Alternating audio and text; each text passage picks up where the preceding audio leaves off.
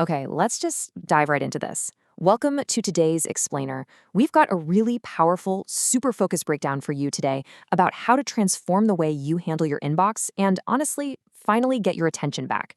We're looking at a strategy straight from our source text called Check Windows, a high agency strategy for digital peace. If you've ever felt like your inbox is literally running your life, well, the concepts we're covering today are absolutely for you. Just imagine for a second if a coworker walked into your physical office, right? And they tapped you on the shoulder every 3 minutes just to hand you a sticky note. You wouldn't get a single thing done. You'd be absolutely exhausted by noon. But the crazy thing is, in the digital world, we let our inboxes and chat apps do exactly that to us all day long. So, I've got to ask, are you paying the focus tax? Just think about your typical day right now. Is it just this endless, exhausting cycle of pings, buzzes, and pop-ups? Do you ever get that weird phantom buzz thing where you could swear your phone vibrated in your pocket, but it totally didn't? Or, man, how about that horrible feeling when you hit 5 p.m., you're completely drained, and you suddenly realize you haven't done any actual deep work? You've literally just spent 8 hours treading water, reacting to everybody else's messages? That feeling, that constant low-level panic that you're missing something or falling behind, it's not just in your head. It is a very real, tangible cost that you're paying every single day. And the source text actually gives a name to that heavy toll. It's called the focus tax. Essentially, it's the cognitive cost and the massive loss of productivity caused by the constant checking of your email and chat apps. Every single time you pull your eyes away from your deep work to check a random notification, you are paying this tax. And let me tell you, the exchange rate is absolutely brutal. Research actually shows it takes the human brain, on average, about 23 minutes to fully refocus after just one single interruption. I mean, do the math on that. If you check your email just 3 times in an hour, your brain is spending that entire hour in a scattered, transitional state. You're never actually dropping into that deep flow state you need for complex problem solving. Over the course of a day, those 23-minute payments, they add up fast, basically bankrupting your attention span. To really wrap our heads around the trap we're stuck in, let's look at a tale of two workers here. On one side, we have worker A. This represents the default state of modern work, which is constant checking. Worker A just leaves their email open in a background tab all day long. It's super scattered, highly reactive, and frankly, it guarantees you are paying maximum focus tax. It's kind of like walking out to your physical mailbox at the end of your driveway, 50 times a day, just in case the mail carrier happened to drive by? It makes no sense. But then we have worker B, representing the alternative, 2 specific slots. Worker B only checks the mail when the mail has actually arrived and they're fully ready to process it all in one big batch. This stark contrast right here between exhausting hyperavailability and targeted batch processing, this is exactly where we start to see a real pathway out of all that digital chaos.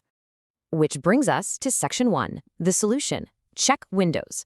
Restricting your communications. Okay, so here is the ultimate antidote to all that digital overwhelm.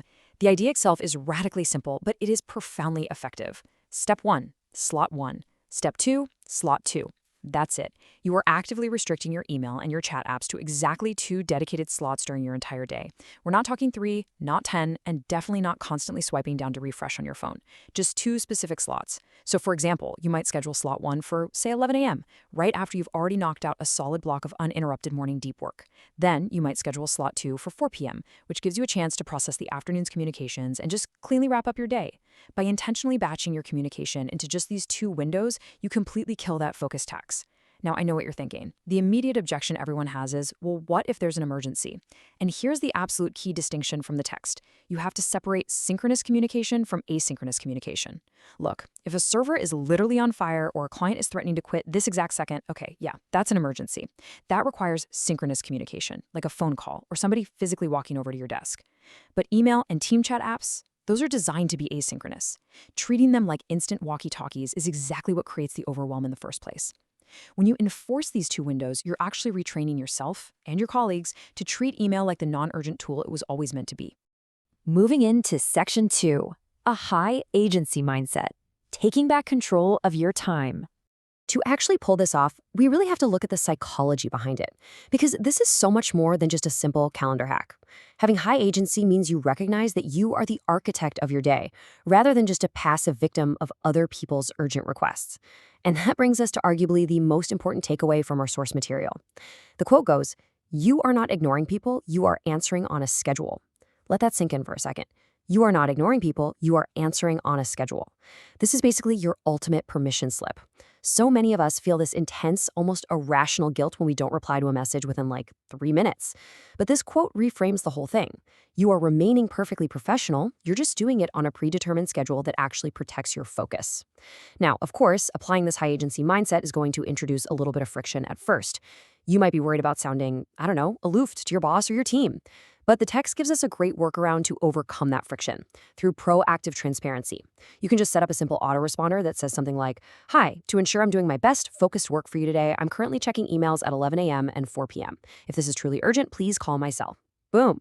You've set a clear boundary, you've offered an emergency bypass, and you've maintained total professionalism. So, by killing the focus tax, actively restricting your communications to exactly 2 specific slots, and fully adopting that high agency mindset, you completely transform your relationship with your work. You move entirely away from that exhausting, scattered panic we talked about at the very beginning, and instead you arrive at a state of true digital peace. Your inbox finally becomes just a tool you use deliberately, rather than this demanding master you anxiously serve all day. That terrible anxiety of the little red, unread message badge, it disappears entirely because you know exactly when you're going to sit down, open the app, and deal with it. As we wrap up this explainer, I really want to leave you with this one provocative question. If you reclaim your focus, if you actually implement these check windows and finally stop paying that massive focus tax, what will you build in your newfound digital peace? Just imagine the deep work, the breakthrough creativity, and the ambitious projects you could finally tackle with all of that reclaimed energy and time. Remember, you are the architect of your schedule, so thank you so much for joining me today. I challenge you right now, go open your calendar and block out your 2 check window slots. You've got this.